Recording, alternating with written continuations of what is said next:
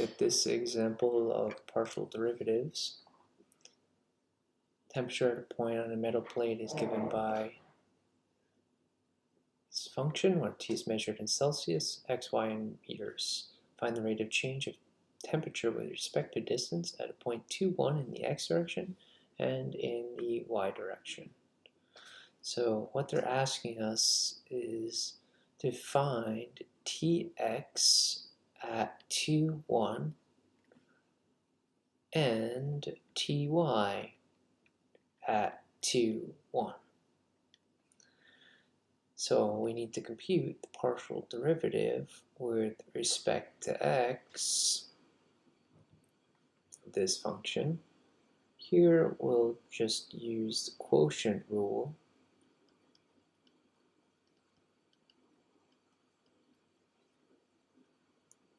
So just use the quotient rule here.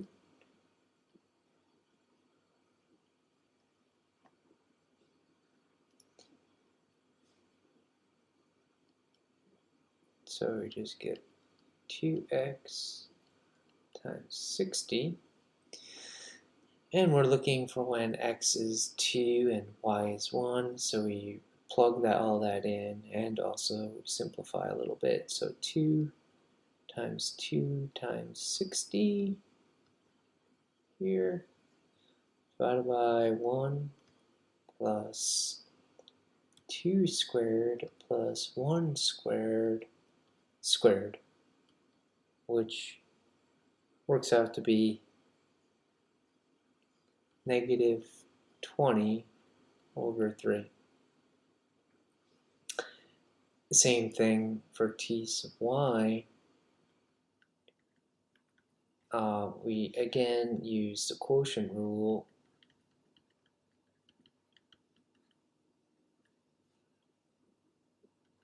And we see it's very similar calculation.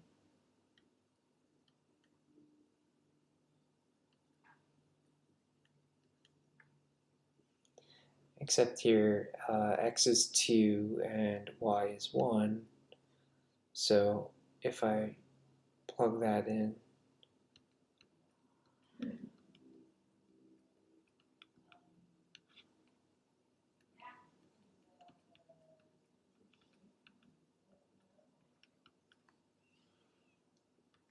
I get that this is just negative 10 over 3.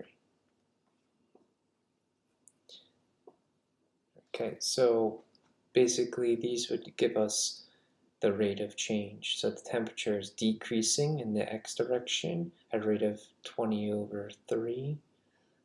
I guess Celsius per unit time.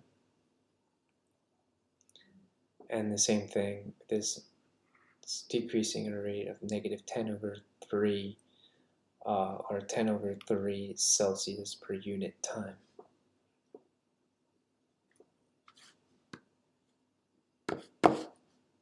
Van der Waals equation for n moles of gas. So P is pressure, V is volume, T is temperature of a gas, R is a constant, A, B are constants, and we need to calculate the partial here with respect to P, the pressure, and the partial respect to V. So let's take a look. How can we calculate this? So first let's take partial with respect to P of this entire equation. So if I just distribute out this, okay, maybe it's easier to do it this way. So I have the partial with respect to P of P, V and V minus NB plus N squared A over V squared V minus NB equals nRT. And we're going to take the partial with respect to P of that as well. Okay, so what we see here is that the P, partial with respect to P of P is just 1. So an N and B are constants. So I just get V minus NB. Now on the right hand side here, I see that these are all constants. So those are all 0. So I just get V minus NB is equal to NR. Now T, since we're taking partial with respect to T, of P here, this is going to be dt dP.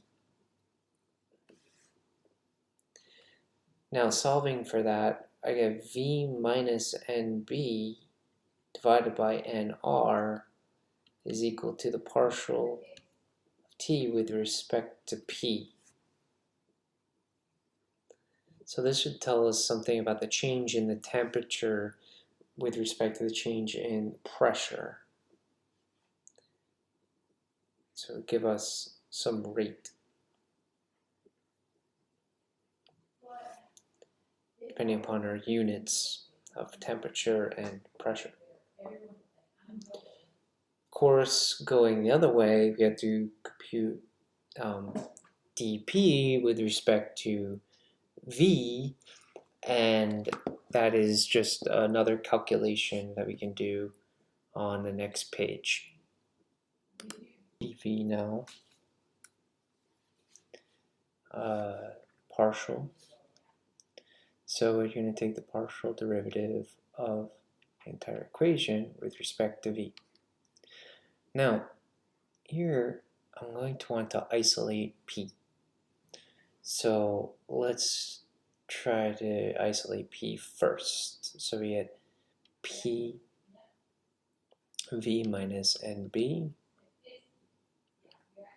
plus N squared A over V squared V minus NB is equal to nRT. Okay, so we get P is equal to, we could divide everything by V minus NB. So nRT V minus NB minus N squared A over V squared, and that's what we have here. Now I can take the partial respect to V quite easily to solve for dP dV. So in the first part, we get that we have a V here, so we have to kind of use power rule on this guy. So we're going to do V minus NB quantity squared. And here we're going to use power rule again. So we're going to get plus 2 N squared A V to the negative 3. And of course you can rewrite this different ways, collect terms, and make this look nicer if you wish.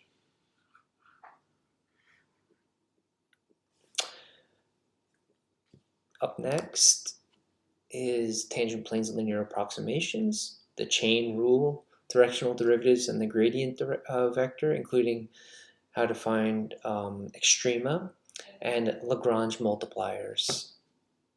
Thanks for watching.